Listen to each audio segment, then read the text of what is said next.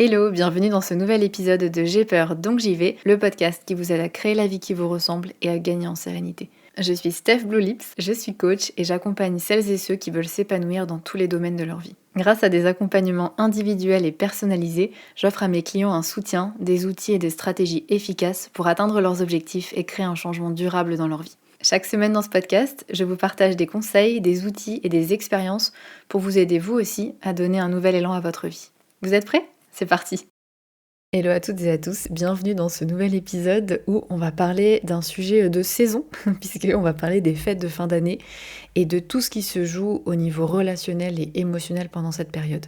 Parce que les fêtes, c'est censé, entre guillemets, être un moment de joie et de partage, mais soyons honnêtes, ça peut être aussi une période qui génère pas mal de stress, pas mal de tensions, et particulièrement quand il s'agit des relations familiales.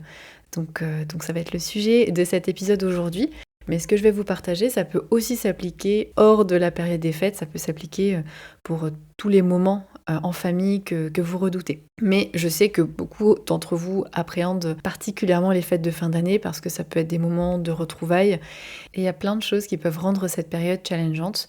Les questions un peu trop personnelles sur notre vie, sur notre travail, sur nos relations, la pression de devoir justifier nos choix de vie, cette impression qu'on peut avoir de redevenir ado presque quand on franchit la porte de la maison familiale, les vieilles dynamiques familiales aussi qui ressurgissent, les tensions, la comparaison aussi avec les frères, avec les sœurs, avec les cousins, les cousines.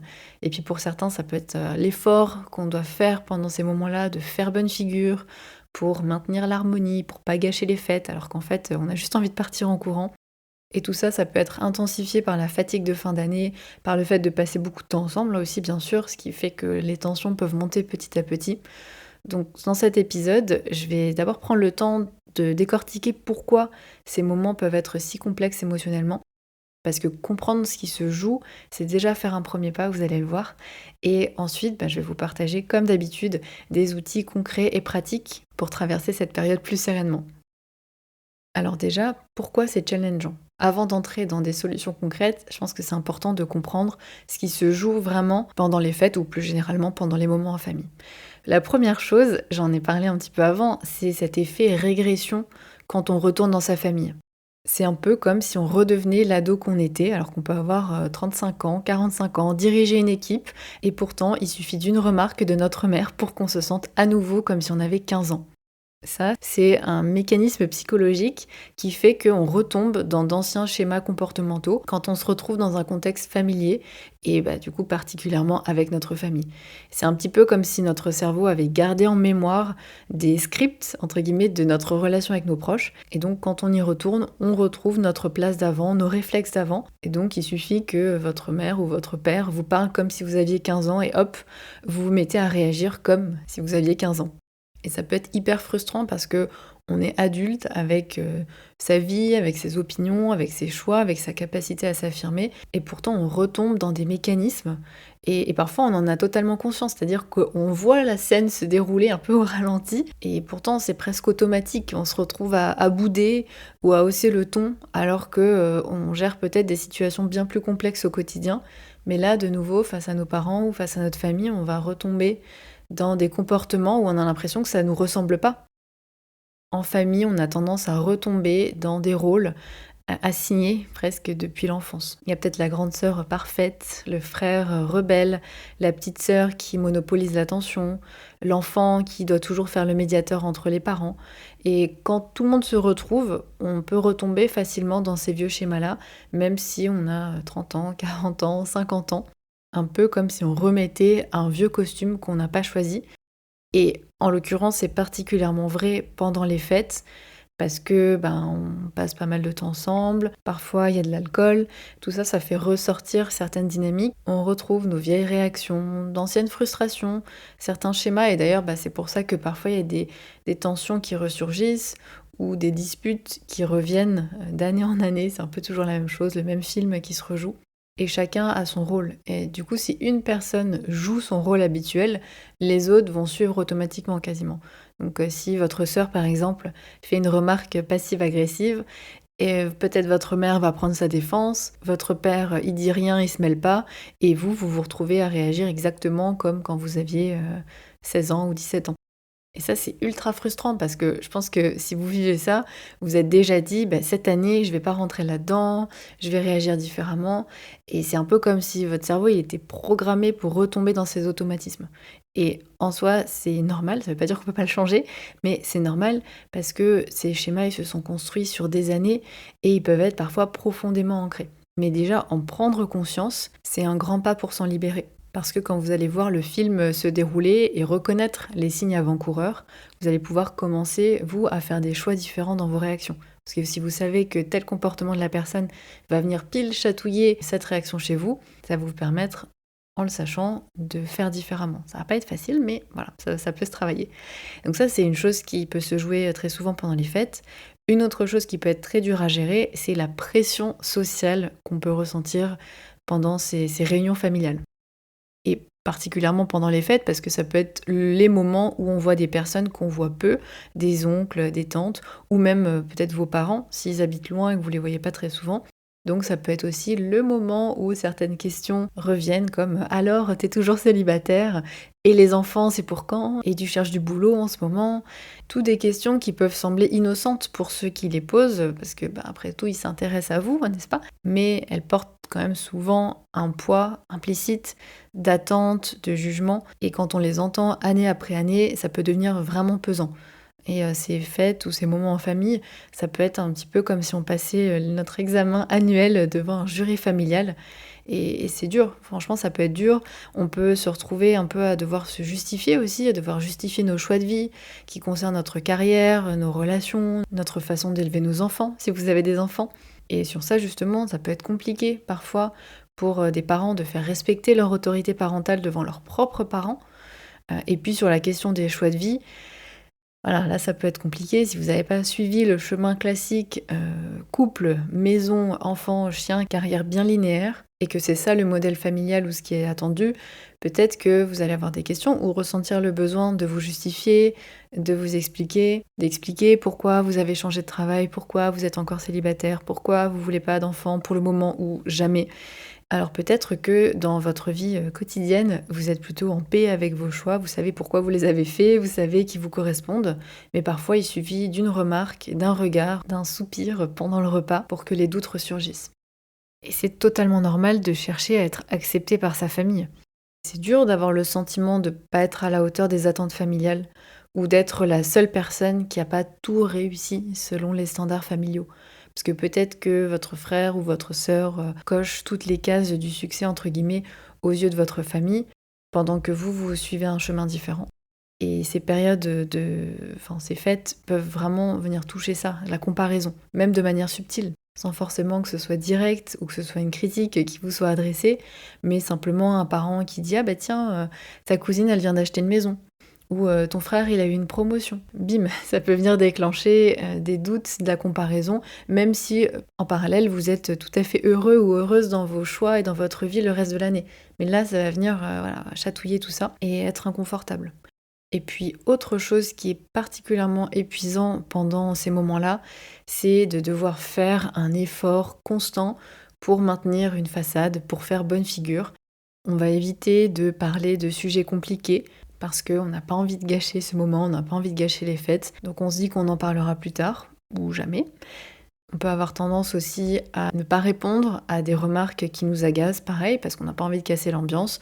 Donc on sourit poliment ou on dit rien. Et puis on peut avoir du mal à dire non, parce que c'est une fois dans l'année, parce qu'on n'a pas envie de décevoir, parce que on peut se sentir aussi peut-être culpabilisé par les personnes en face. Donc même si nos batteries sociales sont à plat, et qu'on a besoin d'un moment seul, la team introvertie, je pense à vous, ben, on va quand même se forcer à rester, à être là, et cetera. On se sent un peu obligé de maintenir l'harmonie parce que c'est Noël et donc on veut éviter les conflits, on veut pas créer de tension ou pas créer plus de tension encore pendant un moment qui est censé être, un moment joyeux. Qu'on se dit que c'est juste pour quelques jours ou que ça sert à rien de créer des histoires. Mais le truc, c'est qu'à force de jouer un rôle, on finit par se sentir un peu déconnecté de soi-même. On respecte pas forcément nos besoins et ouais, sans parler de l'énergie que ça demande de constamment filtrer ce qu'on dit, de faire attention à comment on le dit. Tout ça, c'est pas évident et franchement, c'est dur de pas être authentique, de pas être soi-même. Surtout quand on progresse dans notre développement personnel, qu'on apprend à être plus authentique dans notre vie quotidienne, bah, du coup le décalage est encore plus flagrant. Parce qu'on peut avoir l'impression de faire l'inverse de ce qu'on essaie de cultiver le reste de l'année. C'est-à-dire d'être vrai avec soi-même, avec les autres. Là, ça peut être vraiment compliqué. Et puis parfois la façade, craque aussi. Il peut y avoir la remarque, la goutte d'eau qui fait déborder le vase et qui fait qu'on explose et que notre patience, notre tolérance a atteint des limites et on craque. Si vous vous reconnaissez dans un ou plusieurs de ces aspects, sachez que c'est normal, vous n'êtes pas seul à vivre ça. Et d'ailleurs, il y a plein d'autres aspects qui peuvent rendre cette période complexe que j'ai pas forcément mentionné. La solitude pendant les fêtes, le deuil d'un proche qui nous manque particulièrement à ce moment-là. Là, c'est un autre sujet, une autre approche. Aujourd'hui, on va se concentrer sur les challenges relationnels que j'ai mentionnés avant. Et la question que vous vous posez maintenant, c'est qu'est-ce qu'on fait? Donc, passons aux solutions concrètes pour traverser les fêtes et les moments en famille un peu plus sereinement. Première clé, première chose que je vous invite à faire, c'est à vous préparer mentalement avant. Alors attention, le but c'est pas d'angoisser pendant plusieurs semaines avant en projetant déjà comment ça va mal se passer, en anticipant finalement un mauvais moment parce que vous allez arriver le jour J, vous allez être déjà remonté comme une pendule. Mais l'idée c'est plutôt de vous auto-coacher en amont et par exemple d'identifier vos limites. Qu'est-ce qui est non négociable plutôt? Qu'est-ce qui est négociable et qu'est-ce qui est non négociable pour vous?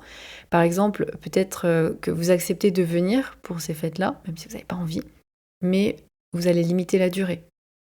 Ou peut-être qu'une limite pour vous, c'est de rentrer dormir chez vous le soir. Ou peut-être que vous avez besoin d'1 heure seule chaque matin pour recharger vos batteries. Voilà, quelles sont vos limites, quel est votre cadre à vous.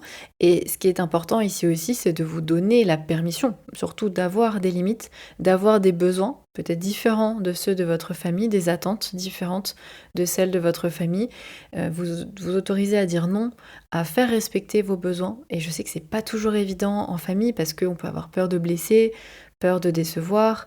Et ça peut être d'autant plus difficile, je sais que c'est le cas de certains et certaines d'entre vous, quand en face on a des personnes culpabilisantes qui nous font culpabiliser de dire non ou de mettre des limites. Là, ça peut être particulièrement difficile. Donc c'est important aussi dans ces moments-là de vous rappeler que vous n'êtes pas responsable du bonheur des autres. Vous n'êtes pas responsable des réactions des autres. Leurs réactions leur appartiennent, leurs perceptions, leurs attentes, leurs besoins, leurs envies, tout ça, ça leur appartient et vous ne pouvez pas le contrôler. Et donc c'est aussi accepter, c'est peut-être un truc important à se rappeler avant dans votre préparation mentale, c'est d'accepter que vous ne pouvez pas changer les autres. Vous pouvez agir, vous, sur certaines choses, mais vous ne pouvez pas contrôler les autres, vous ne pourrez pas les changer.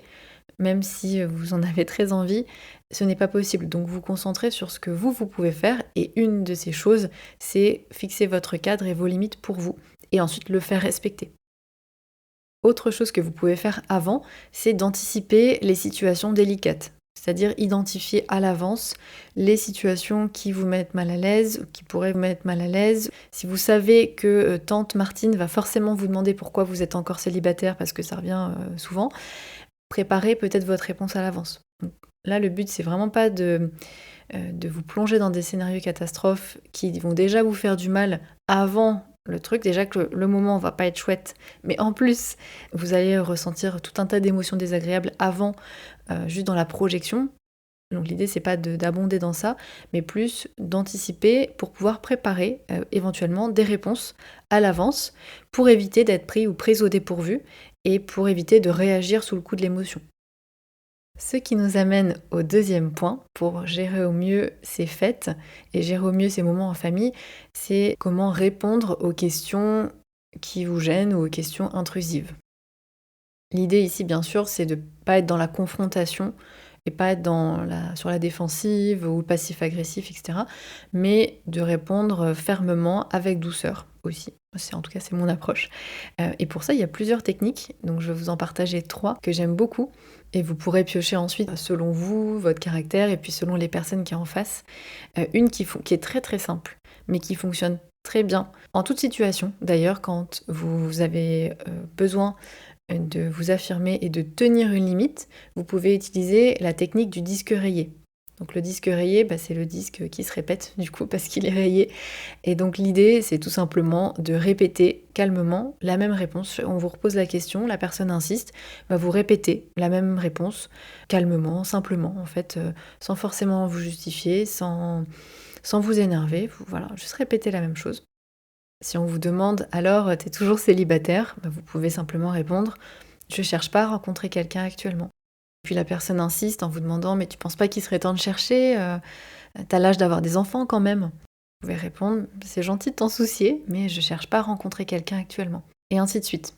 Vous allez voir que la personne, elle va finir par lâcher l'affaire. Le but, c'est pas de répondre ça sur un ton méprisant, mais simplement, calmement, de répondre la même chose et vous montrer de manière assertive que vous n'allez pas rentrer dans cette discussion, que vous n'avez pas envie d'en parler. C'est votre réponse, pas besoin d'élaborer, pas besoin de vous justifier, en fait. Ça, c'est une méthode. Deuxième technique, ça peut être de retourner un petit peu ce qui vous a été dit avec humour. Donc, si la personne vous demande, vous pouvez lui répondre « Et toi, comment ça va dans ton couple ?» Donc, vous lui retournez la question de manière un petit peu marrante. Donc ça, ce sont 2 techniques simples. La troisième, un petit peu plus élaborée, mais simple aussi, c'est en 3 étapes. Première étape, validation. Deuxième étape, limite. Et troisième étape, redirection. Alors la première étape, validation, c'est reconnaître le point de vue de l'autre, les sentiments de l'autre. Donc ça va montrer que vous écoutez et que vous respectez leur perspective, même si vous n'êtes pas d'accord. Deuxième étape, limite, c'est là, exprimer vos besoins, vos limites, vos contraintes, vos non négociables à vous, de manière claire et ferme, sans agressivité. Ça, c'est la limite. Troisième étape, c'est la redirection. Donc là, c'est proposer une redirection positive à la conversation. Par exemple, vous pouvez dire je comprends ta curiosité, mais c'est personnel. Et d'ailleurs, comment vont tes enfants ? Ou bien, je comprends ta question, mais je préfère garder ça pour moi. Et comment ça se passe, toi, ta fin d'année ? Ou bien, si on vous pose des questions sur le pro, vous pouvez répondre je comprends que tu t'intéresses à mon travail. En ce moment, c'est un sujet sensible pour moi, donc je préfère qu'on en parle quand ce sera plus clair. Donc vous avez validé l'intérêt de la personne, c'est sympa de sa part, mais vous posez une limite, c'est un sujet sensible pour vous, et vous préférez en parler quand ce sera plus clair. Ou bien une autre réponse, ça peut être « c'est gentil de t'intéresser à ma carrière, mais je préfère profiter de ces moments en famille pour parler d'autre chose. Et d'ailleurs, redirection, j'ai entendu que tu avais fait un super voyage récemment. » Voilà, donc ouvrir la discussion sur autre chose. Et la technique du disque rayé, ça pourrait être par exemple « je prends le temps de me renseigner pour faire les bons choix ». Voilà, vous n'avez pas envie d'élaborer plus, vous êtes dans une phase de réflexion professionnelle, voilà, je prends le temps de me renseigner pour faire les bons choix. Point. Vous n'avez pas envie d'élaborer plus. Après, si vous êtes OK pour en parler plus, vous pouvez dire je suis en pleine réflexion, je suis en train d'explorer les options qui m'intéressent, et d'ailleurs, j'aimerais bien avoir ton avis sur telle ou telle chose. Et donc là, ça peut être un bon moyen aussi d'inclure la personne, mais de sortir de je dois me justifier, je dois expliquer, je me sens un peu sous le feu des projecteurs. Là, vous redirigez plutôt vers la personne et en plus, ça peut renforcer la relation. Si bien sûr, encore une fois, vous avez envie d'en parler et d'échanger là-dessus, et ça reste votre choix. Vraiment, ne vous sentez pas obligé de rendre des comptes. Idem, si on vous compare à votre frère, votre sœur, votre cousin, votre cousine, vous pouvez répondre que chacun avance à son rythme, que vous êtes content pour telle personne, mais que vous êtes aussi serein ou sereine avec vos choix. Ou que si vous n'êtes pas, pour le coup, serein ou sereine avec vos choix parce que vous êtes en réflexion ou que vous vous sentez perdu, vous pouvez dire que vous avancez à votre rythme. Bref, il y a plein de réponses possibles. L'important, c'est de trouver ce avec quoi vous êtes aligné, parce que je sais que parfois, ce qui peut être challengeant, encore une fois, pendant les fêtes, on en parlait avant, c'est d'avoir des réactions qui ne nous ressemblent pas. C'est de partir au quart de tour, c'est d'avoir une réponse un peu agressive ou frustrée ou en colère. Donc l'idée, c'est de trouver la réaction avec laquelle vous êtes aligné. Ça n'empêche pas de poser vos limites. Et c'est le troisième point que je veux aborder avec vous aujourd'hui, c'est poser ses limites avec bienveillance. Sur ce sujet, on va en parler un petit peu, mais je vous renvoie quand même à l'épisode 70 où je vous partage 7 clés pour réussir à poser des limites saines, que ce soit dans le pro, dans le perso, et surtout à les faire respecter. Parce que ça va être très important. Au-delà de poser des limites, il y a ensuite les faire respecter. Et ça, c'est pas toujours évident. Donc voilà, si vous voulez enchaîner une lecture après cet épisode, je vous recommande l'épisode 70. En tout cas, la base que je vous recommande, c'est premièrement d'utiliser le «je». Par exemple, dire: «Je ne souhaite pas parler de ce sujet», plutôt que «Bon, tu me saoules avec tes questions» ou «Bon, arrête avec tes questions». C'est aussi, deuxièmement, de rester calme quand vous posez vos limites, de rester factuel et troisièmement, d'éviter les justifications. Une réponse simple, répétée calmement suffit. Vos limites sont vos limites, elles sont légitimes, vos besoins sont légitimes et vous n'avez pas besoin de les justifier et vous n'avez pas besoin que vous pouvez, hein, bien sûr, expliquer pourquoi vos limites, il y a aucun souci, mais in fine, les autres n'ont pas besoin d'être d'accord avec vos limites, ce sont vos limites. C'est vous qui définissez ce qui est acceptable pour vous ou pas, ce qui est tolérable pour vous ou pas. Et vos limites ne sont pas là pour enquiquiner les autres, mais pour vous protéger, pour vous préserver, pour préserver votre bien-être physique, émotionnel, psychologique. Ça, c'est tout à fait légitime. Avoir ce dont vous avez besoin, avoir selon vos limites à vous, mais on en a parlé avant, vous pouvez poser des limites autour de certains sujets, certaines discussions que vous ne souhaitez pas aborder. Vous pouvez dire je préfère qu'on évite les discussions sur la politique ou sur des sujets qui pourraient nous diviser et qu'on se concentre sur des sujets légers et agréables. Après, bien sûr, ça peut être votre limite. Ça ne veut pas dire que tout le monde va arrêter de parler de ça. Mais en tout cas, vous ne souhaitez pas participer à ça. Parce que vous savez que ça va générer des débats houleux et ça ne contribue pas forcément à une ambiance sereine. Autre limite, ça peut être sur vos rythmes personnels. Par exemple, vous dire, bah voilà, j'ai besoin de me coucher relativement tôt, donc je partirai vers 22 heures, mais je serai très heureuse d'être avec vous jusque-là. Ça peut être une limite pour respecter vos besoins. Ça peut être aussi des limites en termes de nourriture, d'alcool. Voilà, je préfère y aller doucement sur l'alcool, donc merci de pas insister si je te dis non. Là, l'idée, c'est de mettre une barrière qui est claire euh, face à d'éventuelles pressions sociales qu'il pourrait y avoir autour de ça. Mais vous pouvez aussi mettre des limites en termes de participation aux activités. Par exemple, vous n'êtes pas très à l'aise pour participer à tel jeu ou à telle activité. Et donc, vous indiquez que vous rejoindrez les autres pour le reste. Vous avez le droit d'avoir vos préférences, vos limites et les faire respecter. Ensuite, en termes d'énergie, de temps pour soi, vous pouvez dire qu'après le déjeuner, vous allez prendre 30 minutes pour vous, ou 5 minutes, ou 20 minutes, peu importe, mais vous allez prendre un temps pour vous, parce que c'est important pour vous ressourcer. Ou ça peut être des limites par rapport à vos enfants. Vous pouvez demander à ce qu'on ne propose pas de sucreries à vos enfants sans vous demander. Ou d'éviter les sujets qui pourraient les mettre mal à l'aise. Voilà pour quelques exemples, à voir ce qui est acceptable pour vous ou non, où se situent vos limites, et d'où l'intérêt, je pense, d'y réfléchir avant. Je pense que l'épisode 70 va vous être utile puisque je vous aide en vous proposant différentes catégories de limites à définir en amont quelles sont vos limites et quel est votre cadre à vous. Maintenant, quatrième point, c'est comment gérer les dynamiques familiales.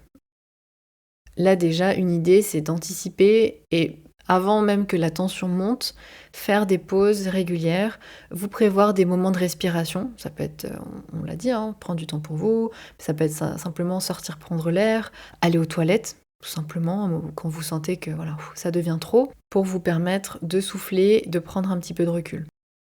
Si c'est trop tard et que vous sentez que la tension monte, il n'est pas trop tard pour faire une pause intentionnellement, dire je vais chercher du pain, voilà, ou je vais aider en cuisine, donc là carrément changer d'environnement, sortir de cette dynamique-là. Ça peut être aussi sortir, prendre l'air, aller promener le chien. Enfin, c'est ok de s'éloigner pour retrouver le calme et pour ensuite avoir une discussion plus productive. Parce que parfois, quand on reste dedans, c'est pas là où c'est le plus, le plus bénéfique et le plus productif.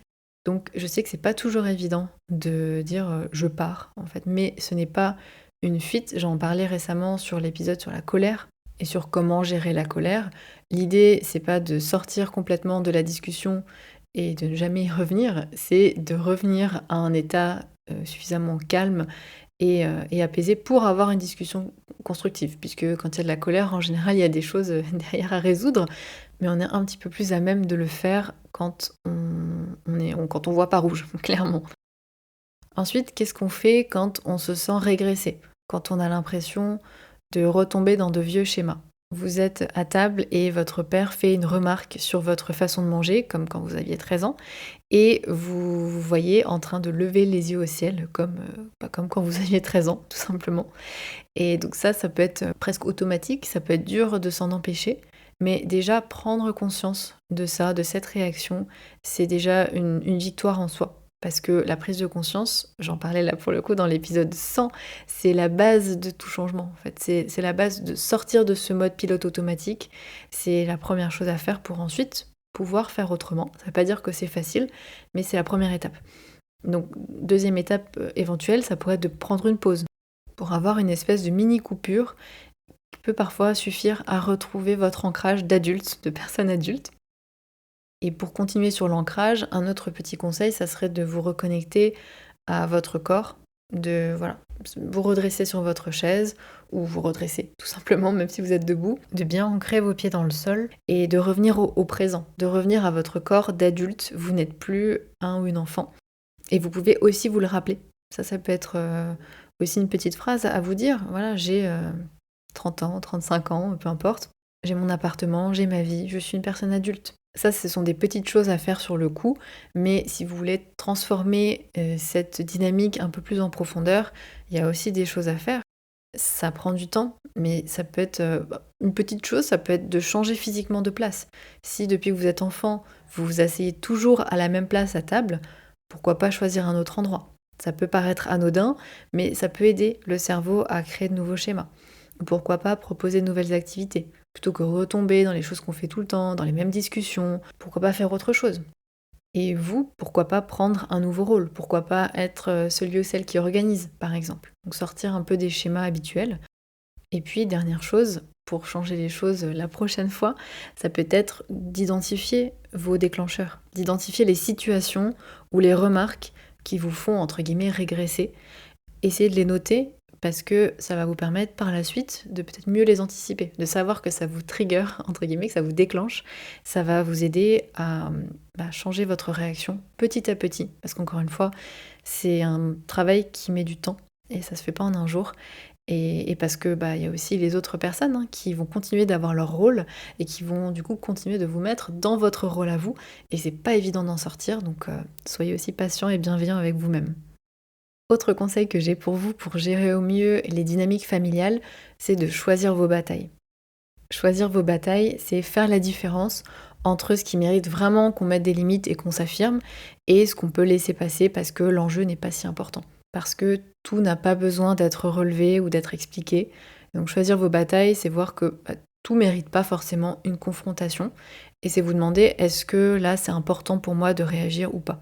Par exemple, je vais reprendre tante Monique. Si elle vous fait une remarque sur votre poids, pas cool, pas ok. Si c'est la première fois du repas, peut-être que vous pouvez laisser passer. Si c'est la troisième fois, peut-être que vous pouvez lui dire que vous préférez qu'on évite les commentaires sur votre physique. Et si c'est systématique chaque fois que vous la voyez, ça mérite peut-être d'avoir une conversation calme en privé avec elle. Bien sûr, là, ce que je vous suggère, c'est une idée, c'est pour vous montrer qu'il y a peut-être plusieurs niveaux, c'est pas une prescription, et c'est encore une fois en fonction de ce que vous acceptez, de vos limites à vous. L'idée ici, c'est pas de tout laisser passer pour préserver la paix, mais plutôt de garder votre énergie pour ce qui compte vraiment, ou pour un moment qui est propice, parce que parfois, il y a des sujets qui sont importants d'aborder, mais c'est peut-être pas forcément le bon moment. Alors attention, parce qu'il y a des gens je vois chez des clients et des clientes, où c'est un petit peu l'excuse, c'est «Ah, c'est pas le bon moment», mais en fait, c'est jamais le bon moment. Mais il y a des fois où factuellement, c'est pas le bon moment, c'est pas le moment le plus productif. Mais dans ce cas, il faut aussi décider d'un moment qui sera adéquat et pas juste repousser la conversation par peur du conflit ou d'autres peurs qu'il pourrait y avoir. Mais parfois, effectivement, ça peut être plus sage d'attendre un moment plus propice plutôt que de le faire en plein milieu du repas de Noël, par exemple, quand tout le monde est fatigué, potentiellement émotif.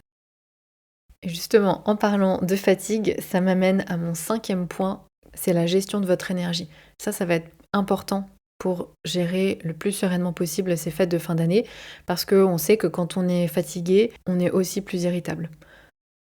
Donc pour gérer au mieux votre énergie et passer les fêtes les plus sereines possibles, on en a parlé tout au long de cet épisode, mais ça va être de doser votre présence, donc de poser des limites, de dire que voilà, vous allez peut-être rester jusqu'à 16 heures, parce qu'après vous avez un autre engagement. Peut-être venir plus tôt, ou peut-être partir plus tôt plutôt, ou venir plus tard, ou ne venir qu'un jour. Et donc là, ça veut aussi dire peut-être dépasser les il faut, les je dois, les habitudes de rester X jours, alors que en fait, vous voyez bien qu'au bout de quelques jours, ça commence à les tensions s'accumulent et ça devient trop. Donc peut-être passer moins de temps, mais du temps de meilleure qualité. Ça va être aussi alterner les moments en groupe et les moments calmes pour vous ressourcer. Essayez aussi au maximum de garder des rituels qui sont ressourçants, notamment si vous restez, si vous dormez dans votre famille, votre belle famille, peu importe. Je sais que c'est pas toujours évident parce qu'on doit s'adapter aux personnes chez qui on vit et au reste du groupe, mais essayez quand même de garder des moments pour vous et des rituels qui vous font du bien parce que ça ne sera que bénéfique pour les moments que vous passez en groupe après. Ça peut vouloir dire aussi ne pas surcharger votre planning, ne pas enchaîner les repas de famille les uns après les autres, peut-être vous autoriser des moments pour souffler, et pourquoi pas aussi des sas de décompression après. Et notamment, je pense aux personnes qui portent un masque et font bonne figure tout le long des fêtes, alors qu'en fait, elles sont, voilà, elles en pensent pas moins, on va dire ça comme ça. Peut-être que vous avez besoin, après coup, de vous autoriser un temps pour vous, un temps pour décompresser, pour relâcher toute cette tension que vous avez accumulée. Voilà, on arrive à la fin de cet épisode. J'espère qu'il vous a donné quelques clés concrètes pour aborder les fêtes avec un peu plus de sérénité. Dans tous les cas, rappelez-vous qu'il n'y a pas de solution miracle, il n'y a pas de stratégie parfaite.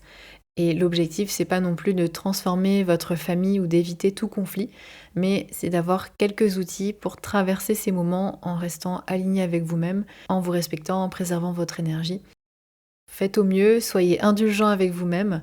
Si vous vous retrouvez à réagir comme quand vous aviez 15 ans, voilà, ça arrive. Si vous n'arrivez pas à poser vos limites parfaitement, si vous avez besoin de faire une pause, c'est normal. C'est un processus. Donc chaque petit pas compte. Ça sera peut-être pas parfait dès le début ou jamais. Après tout, les relations humaines, c'est pas évident. Mais n'oubliez pas que vous n'êtes pas responsable ni du bonheur des autres, ni des réactions des autres. Vous êtes responsable de prendre soin de vous, de prendre soin de vos besoins, ceux de vos enfants aussi, bien sûr, si vous en avez. C'est ça la priorité. De mon côté, je vous souhaite de bonnes fêtes d'avance ou de bons moments en famille selon quand vous écoutez cet épisode. Et on se retrouve dans 2 semaines pour un nouvel épisode. Ciao!